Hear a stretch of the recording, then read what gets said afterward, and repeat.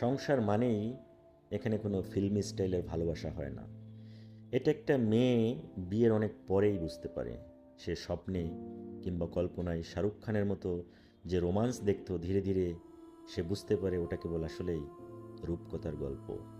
বেশিরভাগ পুরুষই তার বউকে ততটা সময় দেয় না যতটা একজন সেন্সিটিভ মেয়ে মন থেকে চায়।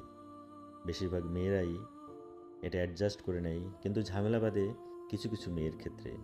যে মেয়েগুলো বইয়ের তাকে ভালোবাসা লুকিয়ে রেখেছিল, গোপনে আশিকির ক্যাসেট বা সিডি গিফট করেছিল, তাদের নিয়ে। যে মেয়েগুলো বৃষ্টি এলেই ভিজতে ছাদে দৌড় দিত, যে মেয়েগুলো একমুঠো লাল কাচের চুড়ি কিংবা কয়েকটা বেলি ফুলের মালায় মারাত্মক খুশি হয়ে যেত। এই টাইপের মেয়েগুলো যখন বউ হয়ে আসে, তখন সে তার ভিতরে ভিতরে তার একটা দুনিয়া সাজিয়ে রাখে। তার বেলকনি জুড়ে থাকে কামিনী ফুলের সুবাস, তার কল্পনার রাজ্য জুড়ে থাকে রূপকথার ঘুমের ঘর। আস্তে আস্তে মেয়েগুলো বুঝতে পারে এটা একটা যুদ্ধক্ষেত্র। এখানে কোনো রূপকথা লুকানো নেই, আছে শুধু দায়িত্বের বোঝা।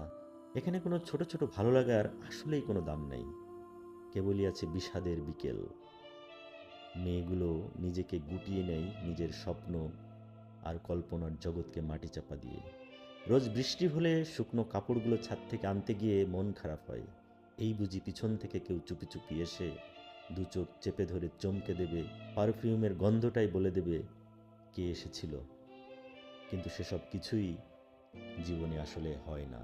একটা নাটক দেখে ইমোশনাল হয়ে যায় কখনো কখনো তারা, কিংবা আশিকির গান শুনে কান্না করে লুকিয়ে লুকিয়ে। এখনও তার ভিতরে একটা কিশোরী বাস করে, কিন্তু সেই কিশোরীটাকে সে কখনোই সামনে আনতে পারে না। নিজের আলাদা জগতে একটা দেয়াল টেনে বিষণ্ণ চোখে কেবল আকাশ দেখে। তাদেরই ভালোবাসার কমতিতে আবার মুড সুইং হয়। সময় আর পারিপার্শ্বিকতায় নিজেকে বদলে ফেলার ব্যর্থ চেষ্টা করে, কিন্তু বদলাতে পারে না কিশোরী মন।